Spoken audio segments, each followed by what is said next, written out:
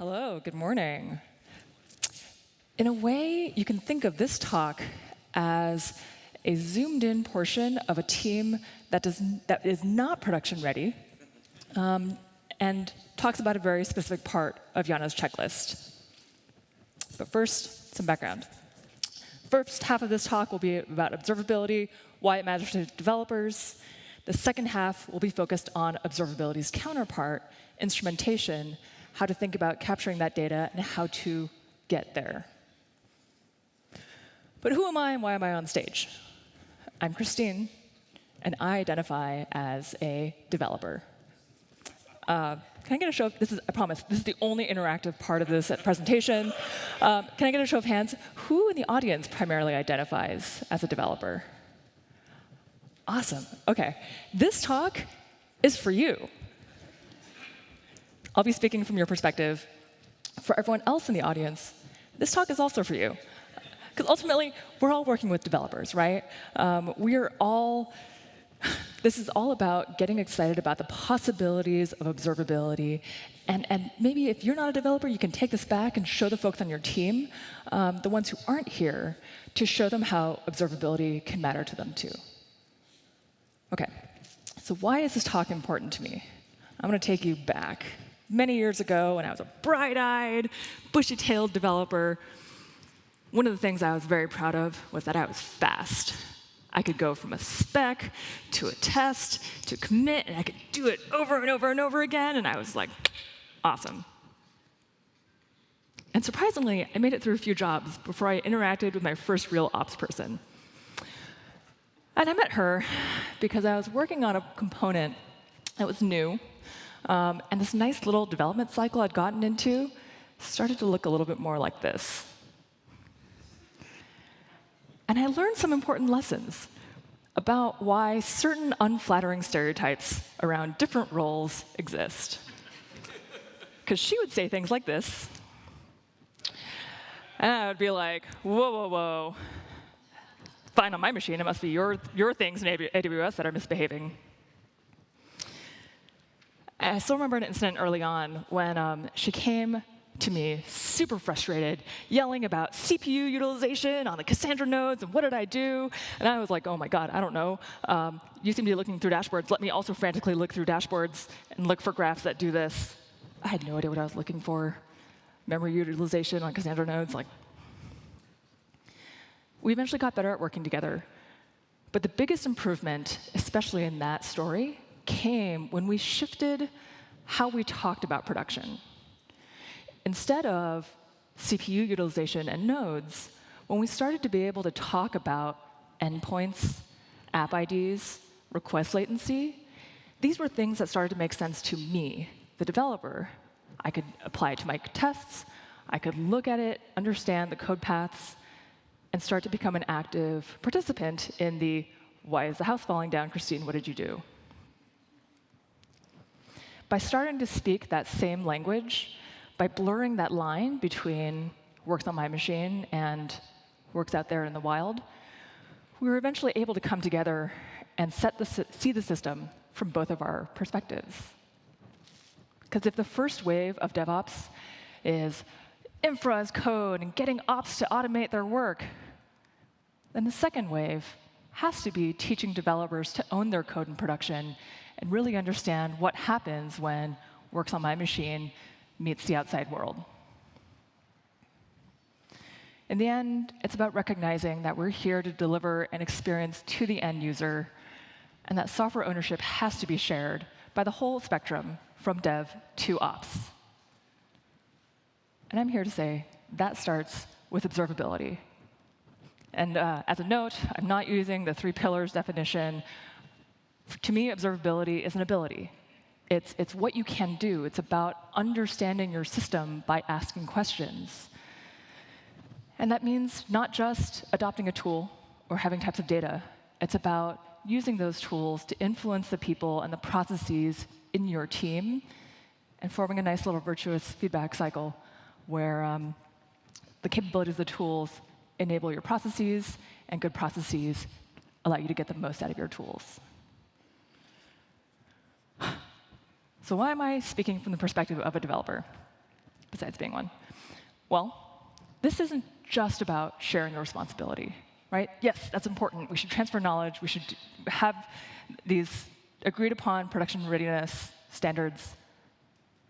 But I think that observability is actually more valuable to developers as part of the development process rather than outside of it. By getting comfortable with prod, it will make developers able to write better code in the first place. Think about it.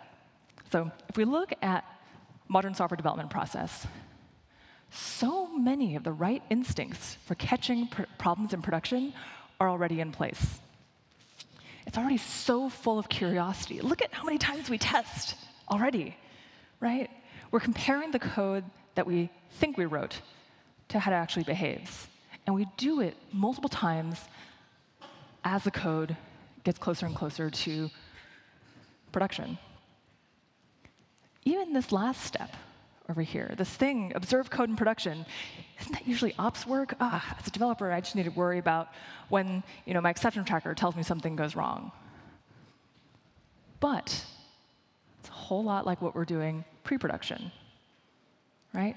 If you look at a pre-production tests, writing good pre-production tests is all about thinking through these various scenarios, describing how our code should behave, and then when actual deviates from expected, investigating why, trying to understand why, debugging it, and bringing reality back in with expectations. When you're looking at graphs in production, expecting a certain pattern, you're basically doing the same thing, right?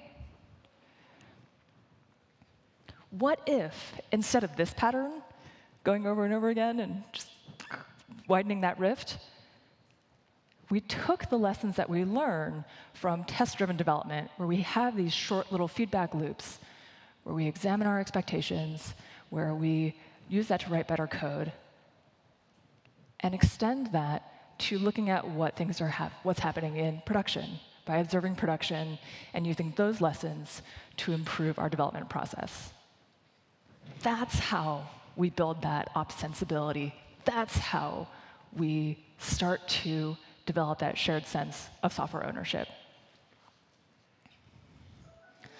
So what does this actually look like? If we look at this process, I'm going to tell 3 stories from 3 of our friends at different points in this process. First, when you're like, oh man, what do I even do? Where do I even begin? Second story will be, OK, I know what I want to do. How do I do it? What's the baseline? What are the parameters? What defines what good is? And this last story will be about, did the code that I wrote actually do what I think? Is it continuing to do what I think once it's out there in production? So this first story is from our friend CJ at Ease. And they were in a state where their code could have been described as a haunted graveyard. This is a quote from Liz, our developer advocate. It was described as a haunted graveyard because it's a legacy monolith written by a team that had since left, and no one really understood what was going on, and they knew things were broken. It was like you're walking around, there's gremlins there, and people were terrified of touching the code, of making changes, because no one really understood it. They underwent an observability initiative, did a bunch of instrumentation, and were able to begin quantifying what a bad experience meant to their users. They were able to describe what good was, what bad was from the user's perspective, and then use that to prioritize where their engineering team spent work. This spreadsheet this tweet is referring to was something that ranked all of their endpoints by pain and allowed them to take the engineering resources they had and point it where it would have the most impact. And this isn't operating on product manager intuition. Sorry to any PMs in the room. This isn't operating on volume of support tickets. This is quantified pain based on what's happening in production right then, right at that point in time. And that's really powerful, right? That's what lets us see what happens in the real-world, messy production workload that we can't simulate in our test environments. What about once we know what we want to do? This story comes from our friend Matt at Geckoboard. So the question I like to have in my mind for this step is, how bad is it really? Let's say you're doing any sort of performance optimization work, right? You can't really know what you're doing is worthwhile until you know where that baseline is, until you know what normal is right now and the conditions under which your software misbehaves. And so he, being a very data-driven, graph-oriented person, wanted to visualize, in this case, uptime of his apps to figure out how often they were really crashing. Got this beautiful #chart, and was able to immediately see how bad it really was and what he was trying to mitigate going forward. This last story about deciding whether the code works is especially interesting to me, not only because of the testing and production joke from earlier. Complex systems today have an almost infinitely long list of black swan failure scenarios, right? Something went wrong for this class of user, plus there were gamma rays on Thursday, and so there's a solar flare on Thursday, and so this thing went wrong. You can't predict it ahead of time. You can't simulate and enumerate all potential test cases you might care about. And so you've got to test in production. You've got to be able to have code running in production, experiment, check hypotheses. This story comes from our friend Pedro at CarWow. He was investigating some reports of user unhappiness, tracked it down to the database, came up with a theory. He rolled out a small change to test his hypothesis, something that improved database index times, rolled it out, saw a small impact, spent some time slicing and dicing to make sure that the hypothesis that he'd come up with did actually impact that, and it wasn't some other cause. And eventually was able to roll out his fix and send this out and improve the experience for customers.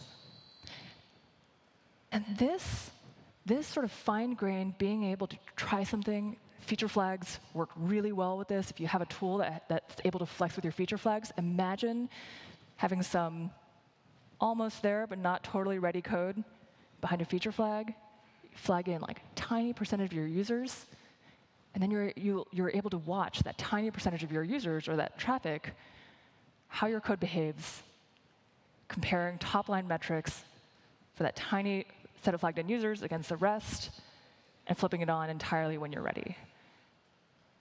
This question of, did the code that I pushed out there that worked in all the other test cases, does it actually work in production, can be super powerful, super fast, and give you that confidence that you need to be able to release more reliably.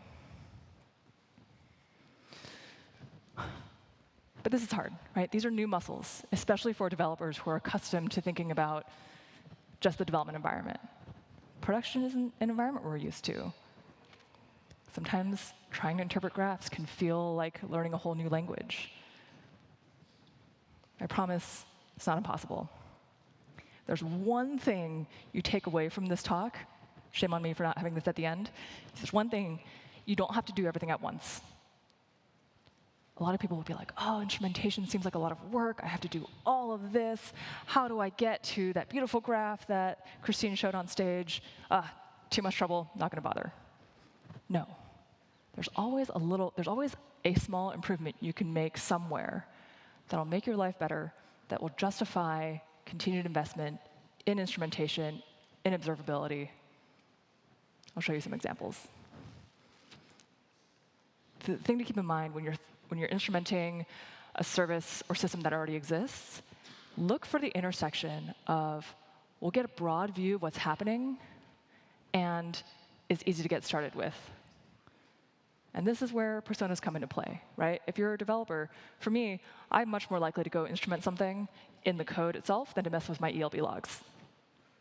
For an ops person, it might be the opposite. So take the next chunk of information based on thinking through what's easy and reasonable for me to access. This is really just an excuse to include this photo. I love this photo. How do we go about making production feel more familiar to our devs? One step at a time. I always like to talk about starting from the edge. This is the edge of your system, the edge between you and your external users. Identify some unit of work that's happening at some bottleneck that will give you an overall view of your system. Again, as an ops person, I describe like maybe these are your ELB logs. You dump them in, they just give you a sense of like what's happening. This is your map of that haunted graveyard.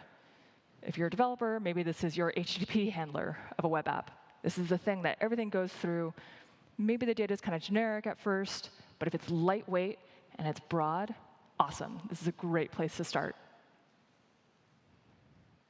The next thing, go deep, but go deep in a narrow section.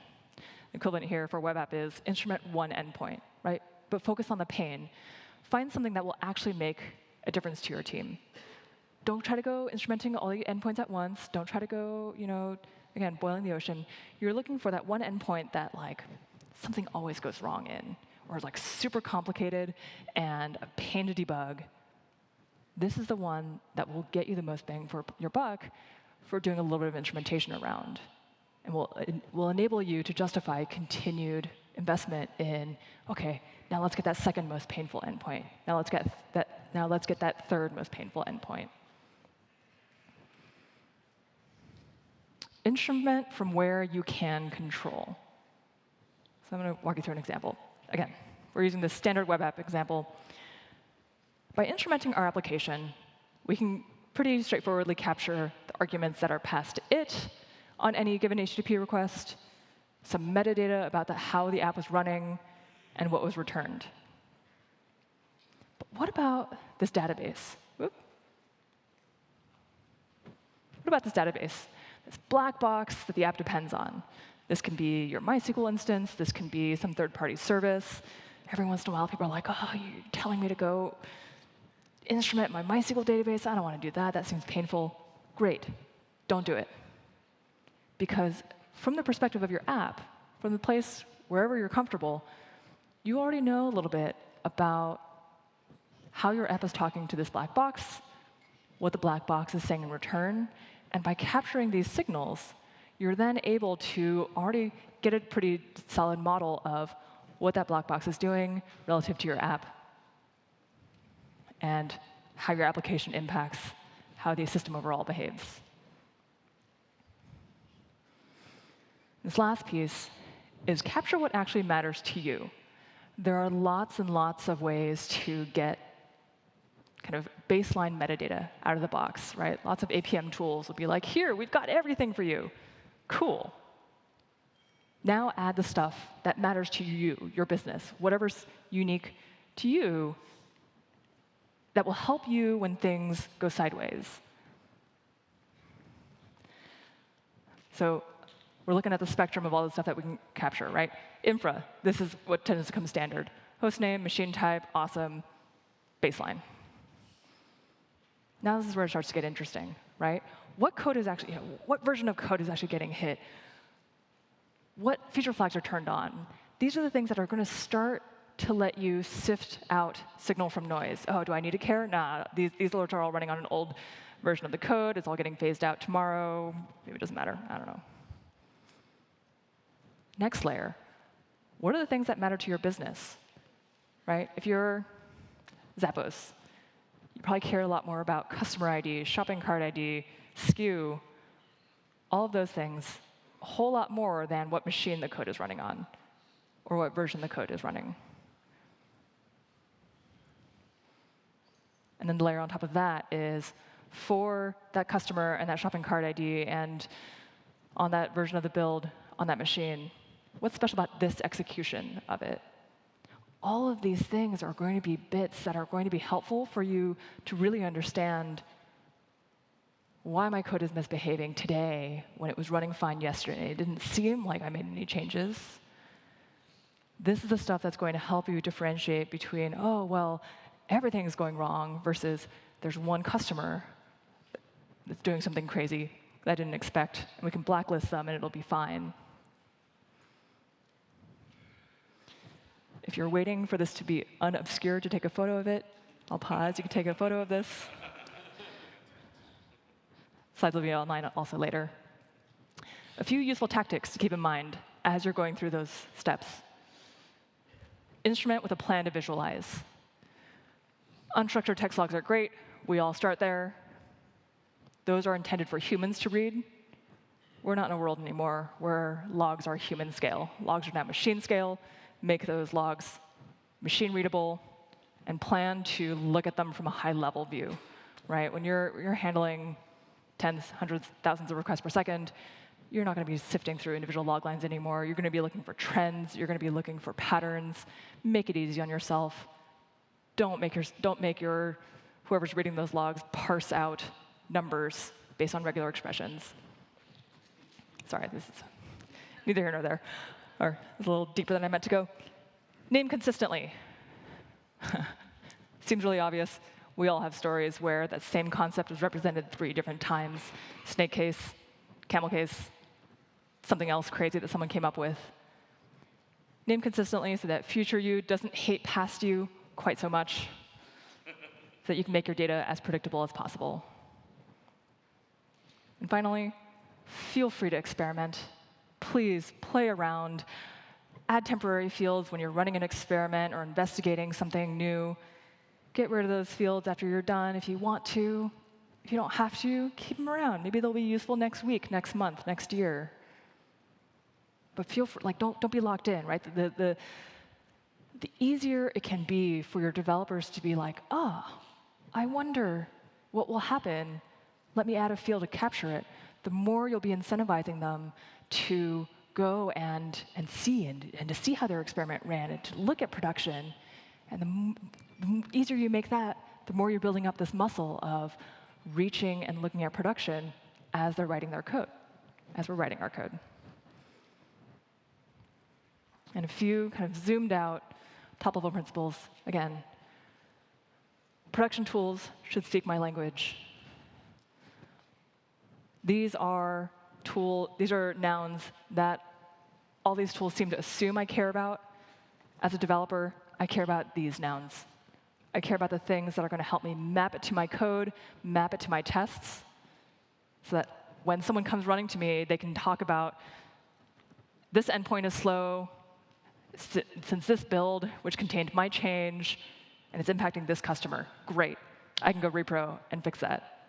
You're not going to get that if you come yelling at me about CPU utilization and Cassandra hosts.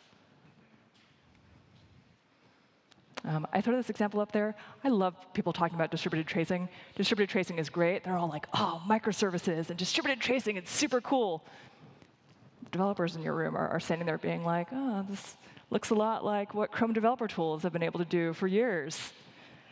It's true, right? And it's great. Like, I don't mean to crap on anyone.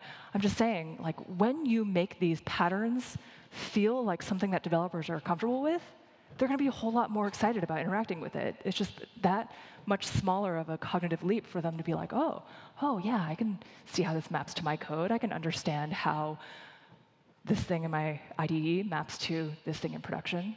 Cool.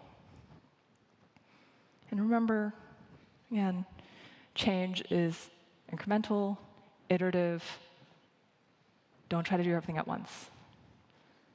To hammer that point in, I've got an example showing what it could look like to go from unstructured text logs to something that can really support this, very flexible, very high-level observability, these observability graphs I've shown.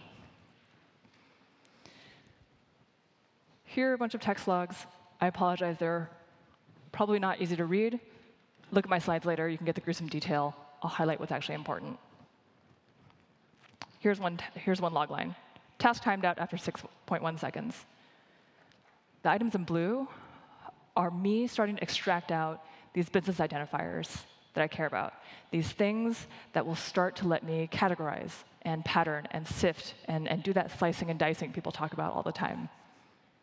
It's our first step towards that common set of nouns, and it's in a way that's not destructive. Right? If anyone is relying on the unstructured text, they can keep grepping, they can keep doing their thing. I'm just starting to add these pieces that are going to be useful for me. that are going to be useful for analysis.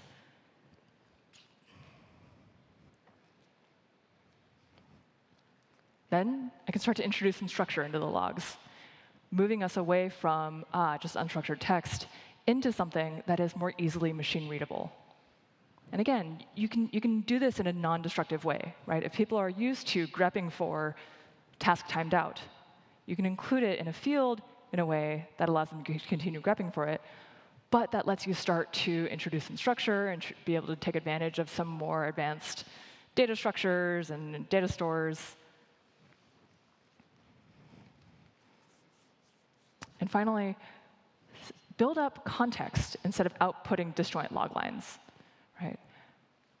I get a lot of questions from folks who are like, OK, but how do I do that thing where I correlate between multiple log lines that are emitted at different points in time? If you're a data scientist, the answer there might be some super cool map reduces and self-joins. As a developer, the easiest answer is going to be maybe don't see what you can do to not emit them in different places and then have to tie them back together. See what you can do to instead lump it together and emit it all at success or at failure or at timeout. Because this is what will give you that complete picture. This is an example of you as a developer making life easier for yourself in the future when you need to use this data to debug something. Yes, you might have to pass a little more data around. Every structure, every language, every framework has support for this in a way. Getting my timer. All right, at the end of this, remember, we're all doing this because we're trying to move from this to this. I know, cheap shots, cute animal photos. The things that we deal with day to day may be different depending on which end of the spectrum we fall on. But at the end, the gulf between dev and ops is shrinking, as evidenced by events like this. And so for devs, instrumentation is something we can ease into, both by area and impact. But we should own it, because we have the most to gain. There's this huge untapped potential for how much more awesome it can make us writing our code when we're grounded in production. And by capturing stuff when it's lightweight, we can just make better choices and deliver better experiences by learning to ask questions in production and ship more confidently. For those of you in the room that feel like they were excluded because you're not a developer, don't, I hope. Because remember, most of the tools can be taught to speak dev. They can be taught a vocabulary. And we have a shared goal of enabling developers to own code in production by making observability accessible, flexible, and use the data that we want. We can incentivize everyone on the team to jump in. Thank you. If you want to know more, I'll be around, and we have a booth. Please come say hi. Thank you so much.